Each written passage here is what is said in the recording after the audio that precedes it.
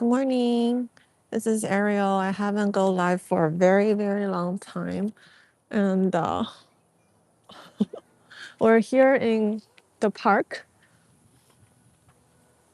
I rode my little stroller here. This is my new e-stroller. I love it.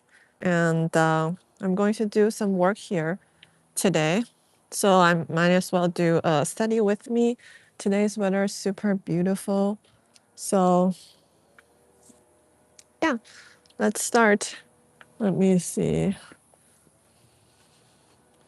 Let me make sure that this is a nice angle that you can see.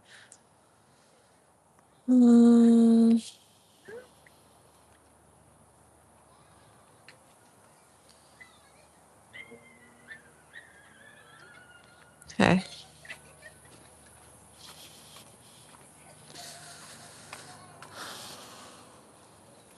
So I'm intended to do a lot more of these like study with me streams. It's just so hard for me to actually got to it.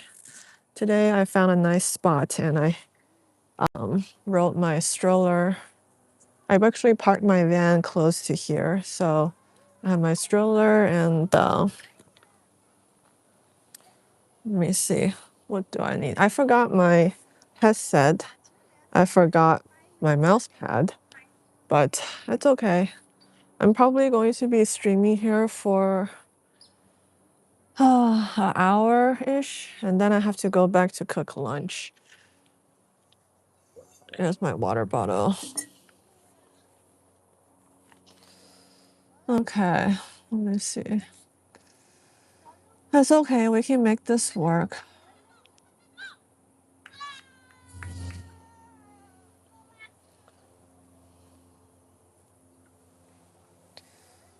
I have to have lunch ready by 12:30 pretty much every weekday.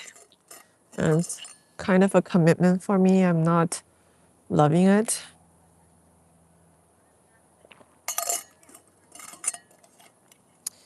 I don't know. I just don't like having to eat at exactly a certain time. Anyway, it's going to be a lot of me just rambling.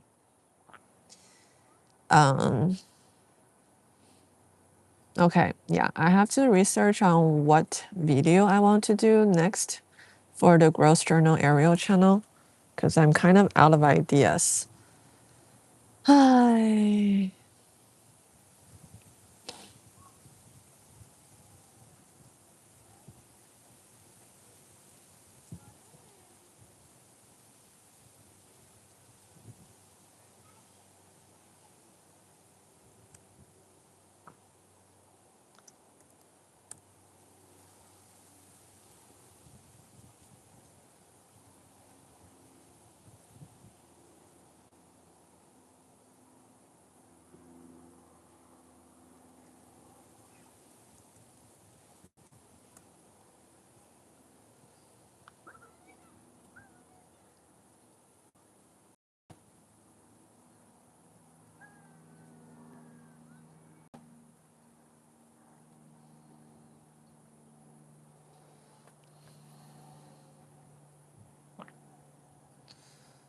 Let me see if this audio is even working.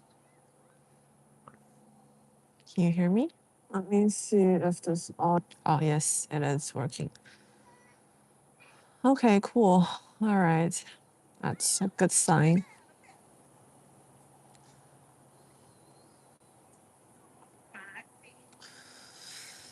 Okay, I was thinking to do what kind of video? Let me think.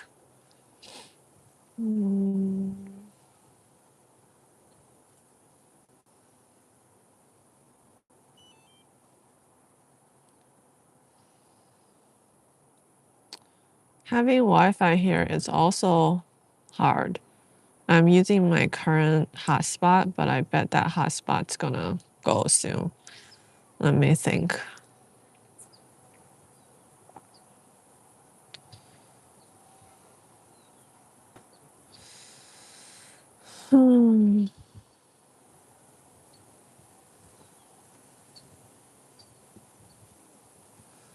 researching like what kind of topics do people want to listen to for my growth journal, the growth journal channel, which is focused on the FIRE movement, financial independence, retire early. So there's a few pillars I'm thinking about. The first one is for the already retire or early retire people. We can talk about how my expense tracking changed after early retirement, but I'm not sure if my expense has changed any. Or the reality of health insurance. Not ready to do that yet until my husband also retires soon. Or managing the sequence of return risk in a volatile market. That's very money related. Okay, for pillar 2 is for the people who are pursuing FIRE. This is for alternative FIRE framework, coast FIRE versus barista FIRE versus slow FIRE. The hook is not everyone wants to grind to a hard stop to save up $2 million. Break down how to step back to a part-time job or freelancing or finding a low-stress job earlier and be on a healthier path rather than traditional FIRE movement. That's what I was thinking too. I was thinking to apply to some supposedly low-stress job, but if I go apply for a vet technician, I don't think that's necessarily low stress. It only qualify for low pay. So another topic is the 4% rule dead? Here are a few new safe withdrawal plan. I mean, people are talking about the 4% rule is dead or it doesn't work for everyone. It's all crunching numbers. I don't want to do that either. Okay. The true cost of digital nomad. I already did that video. How to talk to your partner or family about FIRE when they're not on board. Huh. Well, the way my husband does it is he just keeps saying he hates his job every single day. So I have to keep reassuring him that I don't mind you pursue something else. Reacting to my viewers' FIRE spreadsheets. Who wants to show me your numbers? An honest review of my best and worst financial decisions. Okay, out of all this, I think the most interesting one to me is an honest review of my best and worst financial decision, which I cannot think of right now, so I should think more. Or alternative FIRE frameworks, coast FIRE, barista FIRE, slow FIRE. So maybe I'll go see what jobs are there so I can do like an alternative FIRE video. That's also going to take a long time to make. Not the most efficient use of time. A change of scenery really helps with my mood. Like this view is super nice. I should take a picture and post it on my ins.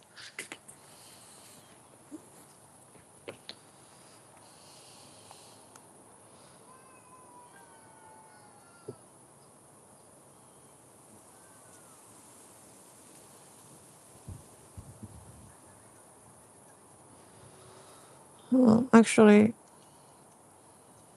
I only have 20% battery left. That's okay.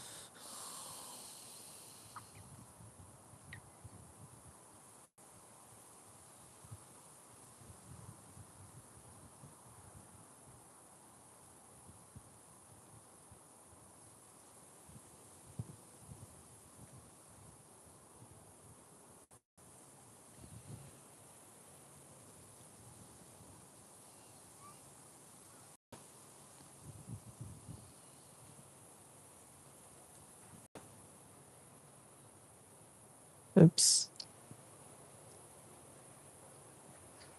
Here is where I'm working from this morning. A change of scenery is nice.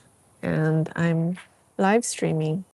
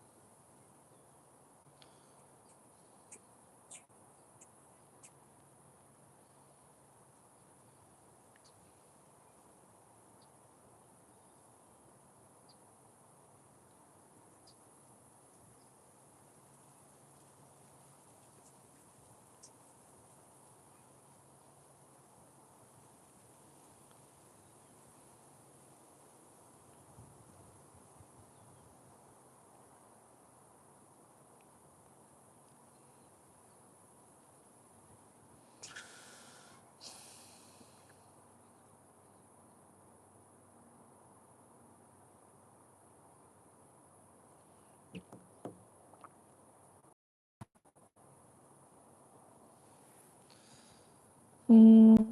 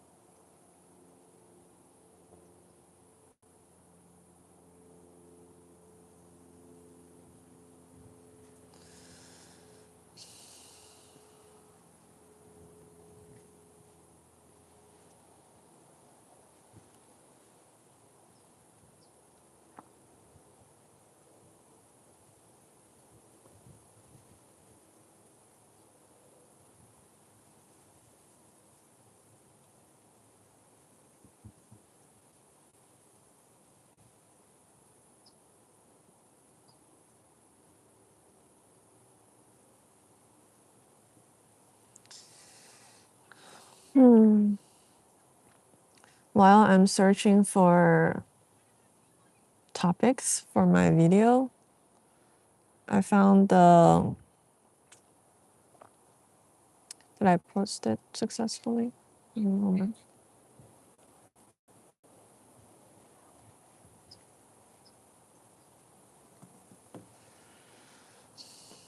While I'm looking for video ideas for my financial independent retire early channel, I found this article. It says millionaires who retire at 30. Here's how to calculate how much money you need for rest of your life. And let me read it to see if this is anything worth doing a video about. Okay, it says, how much money do you need to retire today and never have to work again?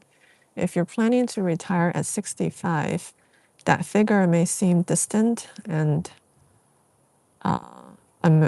amorphous. I notice the longer I don't speak English, the worse it gets. But that sounds about right. Amorphous. Amorphous. Okay.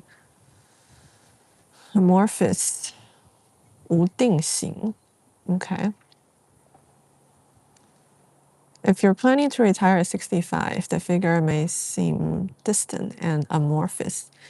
You're saving as much as you can today so that you can enjoy life as much as possible when you eventually leave your job. For adherents to the financial independent retire early or FIRE movement, that figure is much more concrete. Your FIRE number is the amount of money you need to live on for the rest of your life, says Grant, a creator of financial site Millennial Money and the author of Financial Freedom. For many aspiring early retirees, calculating that number comes with an easy shorthand. The way you calculate your FIRE number is multiplying your expected annual expense by 25x, says Sabatier or Grant Sabatier. He reached financial independence at 30, or she. Grant is a he, right? Meaning if you spend $40,000 a year, multiplying that number by 25, you would need $1 million, okay? This $1 million essentially is how much money you need to reach financial independence to live off that amount of money for the rest of your life. By the way, this article is from CNBC Make It for people who want to know where this is from and credit citation. As with any other one-step financial calculation, the FIRE number method is based on several assumptions and will vary based on your financial situation. Here's what retirement experts say you need. So this article is about how much you need. There's so many people talking about it already. The FIRE number calculation is rooted so-called 4% rule, which was popularized in an influential 1998 research report known as the Trinity Study. Included in the research was an examination of the past market performance to determine a safe withdrawal rate in retirement. The conclusion, in 99% of the case, retirees will withdraw 4% per year adjusted for inflation from a portfolio of stocks and bonds without running out of money. Unfortunately, that was a 30-year time frame, and most early retirees need today to 30 to 50 years. But thankfully, you can just change that to 3.5% withdrawal rate instead of 4% withdrawal rate. That means you need more money. When calculating the FIRE number, okay, I'm just gonna scroll down to see if there's anything useful that I need to know.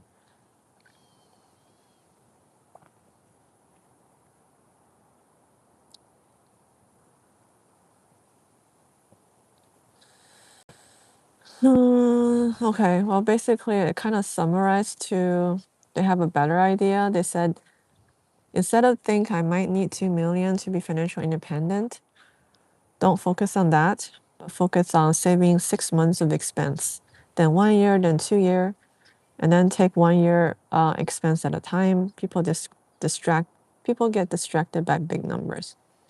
Okay, well, this article says a lot of like, I think my audience already know that, so I'm not gonna make a video about it. Okay, I'm reading another article. Investors hold 4.8 trillion in those retirement funds. How to choose one for yourself. choosing the funds. Choose a target date fund. No, I don't recommend choosing that, so I'm not reading that article either.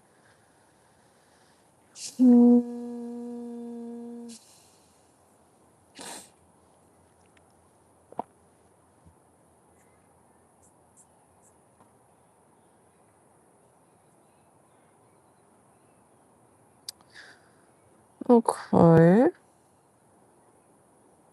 Maybe this article is a bit more valuable for me, at least. It says 46 firms accounted for half the wealth generated by stock markets over the past 100 years, researcher says.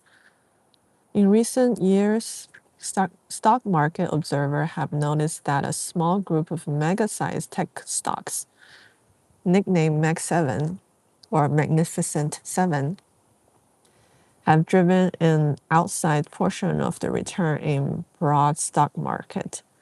A decade ago, it was FANG, which is Facebook, Amazon, Netflix, and Google, sometimes Apple too, leading the charge. And then these cadres tends to make headline because they go against the idea that the stock market is a rising tide and over time lifts all boats. In fact, a thin market, one in which a few top stocks advance while the bulk of the market retreats, is often considered a signal for possible pullback.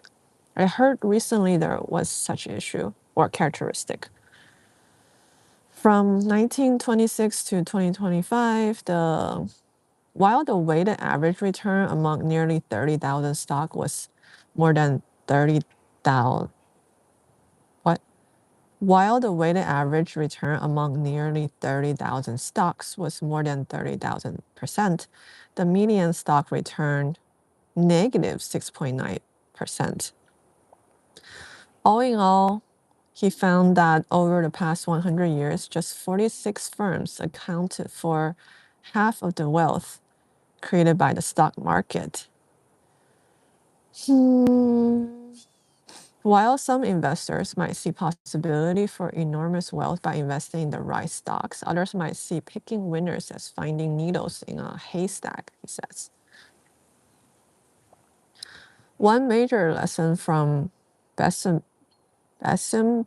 study is that historically, investing in stock market over long term has been worth short-term risk if you're hoping to accumulate wealth. Over the last century, the broad stock market generated about 91 trillion in wealth for investors. And over Besembinder's 100-year sample, a value-weighted portfolio of all common stock produced a return equal to 15,401 for every dollar invested. That's a lot. Okay. By contrast, a $1 investment in treasuries or government-backed bonds that are as close as to risk-free investment as possible will have netted an investor $25.34 per dollar invested. Oh, that's actually some new information I'm finally learning today. In the short term, the stock market is very volatile. Anything can happen. The stock market could drop 50% in less than a year. Bessembinder says, in the long run, the stock market has been a tremendous wealth building machine for investors. So the highest performers are stocks that stuck around for all or nearly all of the 100-year sample and reaped the benefits of compounding interest. These include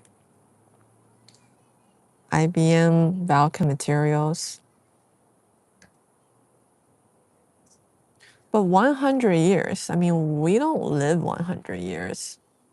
Most people want to spend their money before 100 years. Let me see how to tweak this article so it's more helpful for my audience. Okay, how to invest. I'm continuing reading the article, trying to learn what I can soak in. How to invest in stock market for long-term results.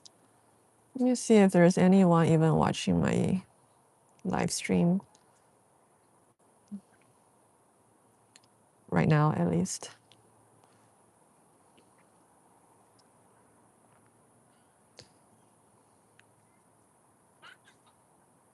Nope.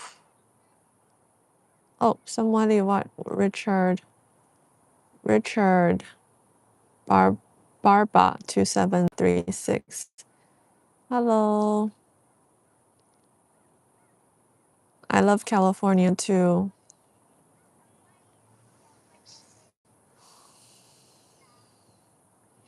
Thanks for joining me.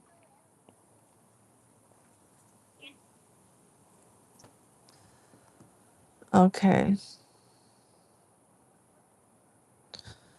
There is a big distinction between identifying the stock looking back and trying to identify them going forward. The crucial question for investor is, do I think I have this skill? Some investors do, but for most people, the odds are stacked against you. When compounding individual stock return against a weighted all stock portfolio, just 27.6% of the stock outperformed the broad market. When comparing individual stock return against a weighted all stock portfolio, just 28% of the stock outperformed the broad market.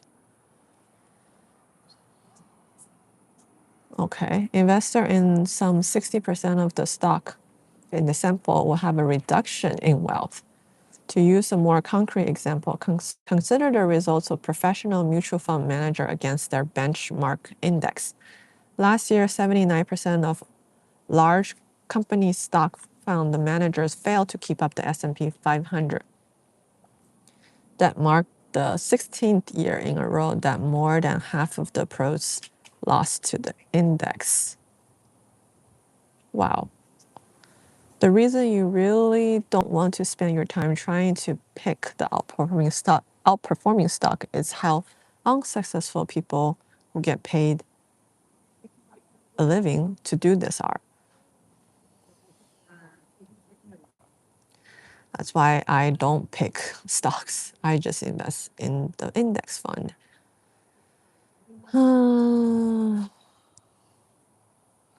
So could you potentially make money if you choose only the best stocks? Sure, but for most people trying to build compounding wealth while avoiding major loss, the less exciting path is probably the more prudent one.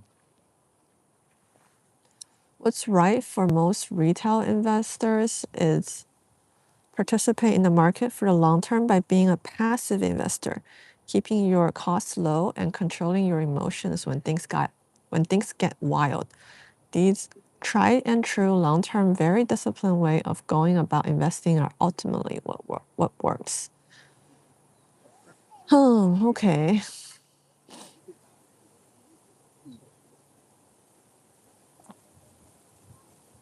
This could work. Okay, I'm gonna do another article that I'm interested in that's not about making money. Drink some water first. Wait, is that? Oh my god, there is a bug. How do I get rid of it? Why is it not leaving?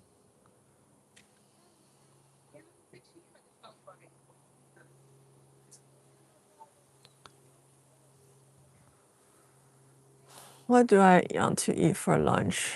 What should I cook for lunch? Okay, I made it left and now it's on my shirt. Okay.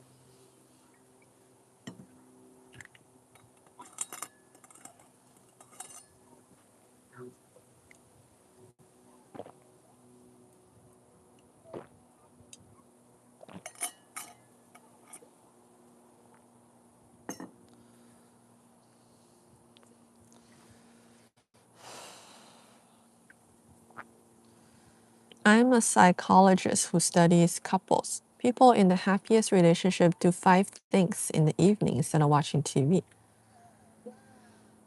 In modern couples, the evening routine often runs on autopilot. You get home from work, tackle household logistics, eat dinner, clean up, and collapse onto the couch to watch a movie or show together.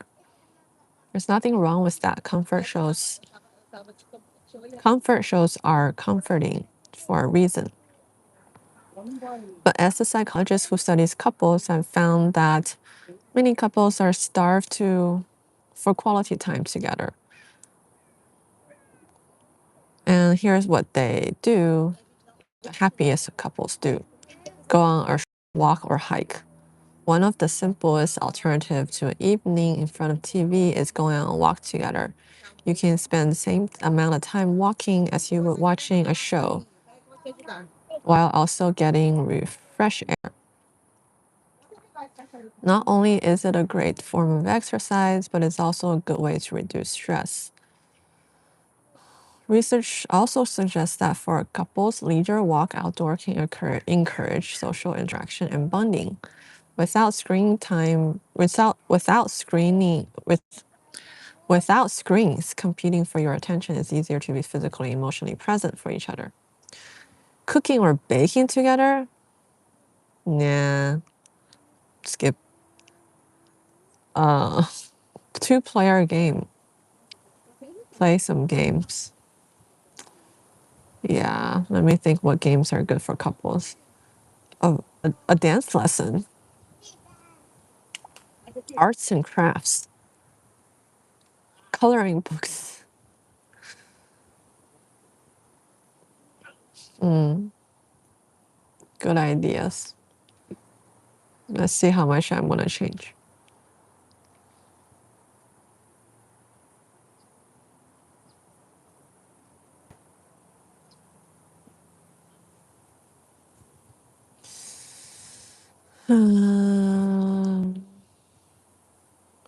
I'm gonna go play on the swing for a little bit and take a break.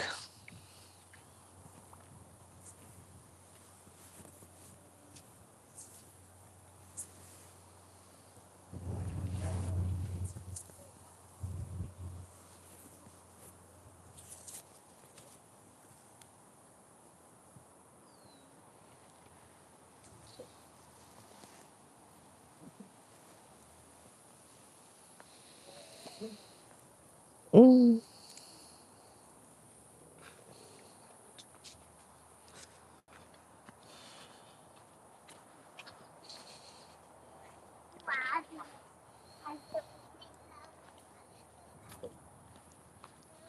Oh, let me just change the.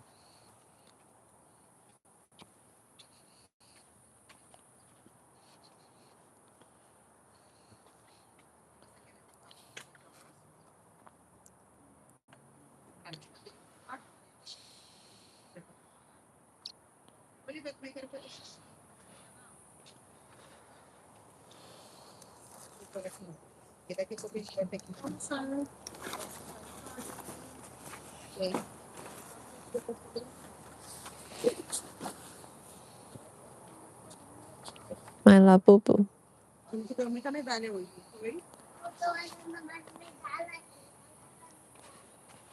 Okay. Does this work? Kinda. That's my labubu that you see.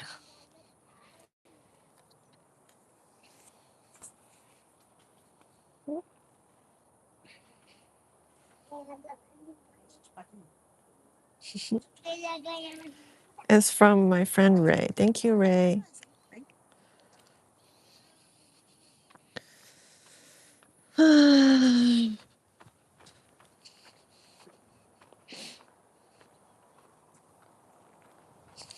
Hey.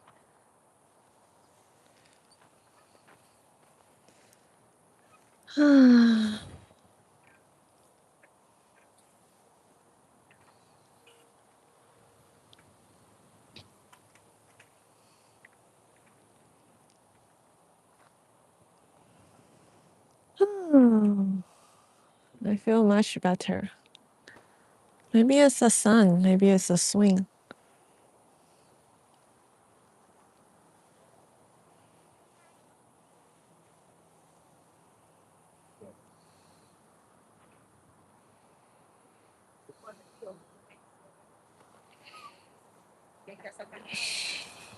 I'm looking at another swing that I don't think I fit. Am I gonna embarrass myself to go check it out? I think I am. And then I'm going to play with the stroller. I'll show you my pink stroller. It's so cute. And I put on this phone case that I used to use a long time ago when I used to work at a very pressured company. So I still have all the memories from that. That's ice Americano, which means work hard, drink coffee. That's what I used to encourage myself to work hard back then. Okay, I'm gonna try this. I don't know if I fit. I don't even know if it's for my size.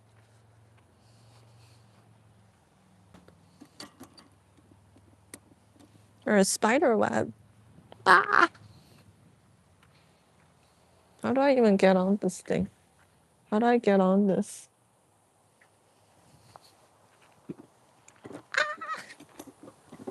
Ah, how do I?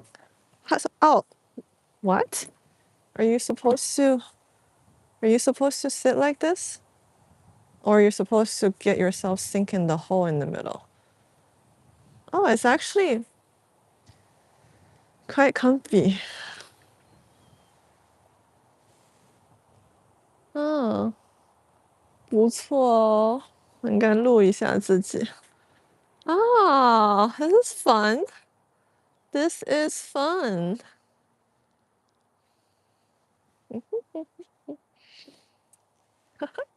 Oh wow. Ah, this is fun.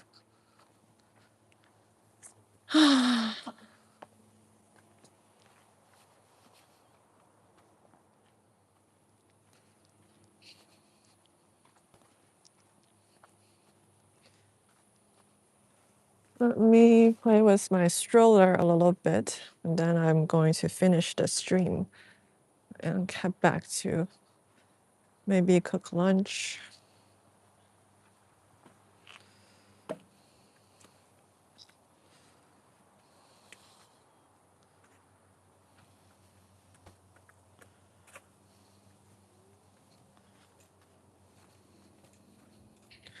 I'm gonna show you guys my little stroller.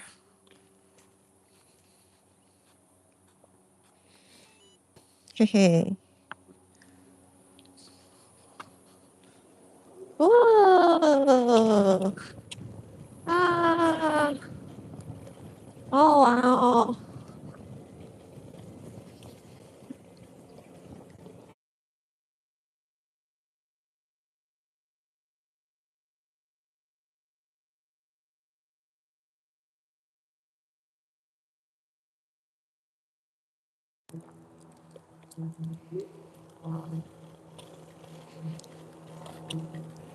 Ah!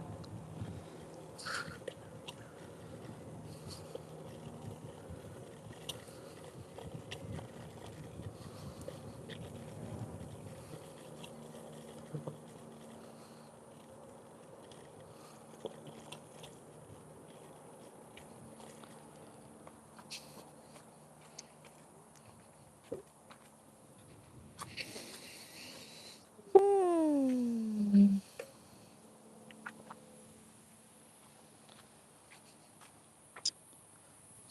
Hehe. That was my setup. Okay. Is my connection back with the audio? Yeah, it is. All right.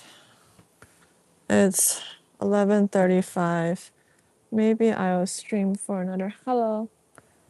Maybe I will stream for another 5 to 10 minutes, and then I'm going to go home.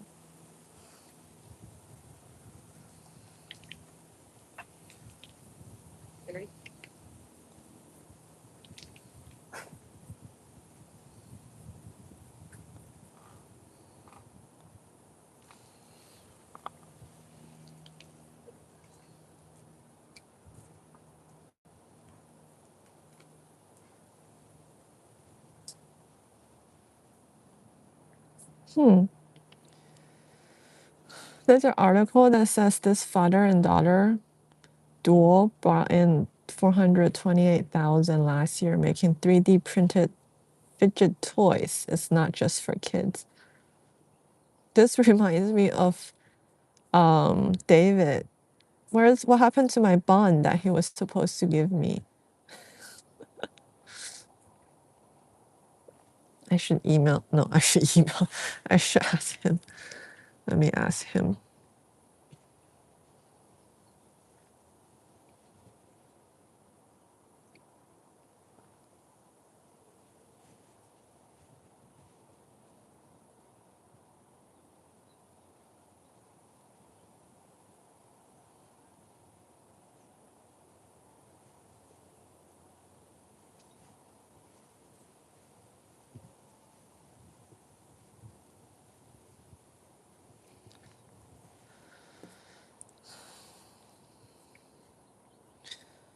What do you do when you need a moment to focus? For thousands of people around US, the answer might be reaching for Technicolor piece of plastic.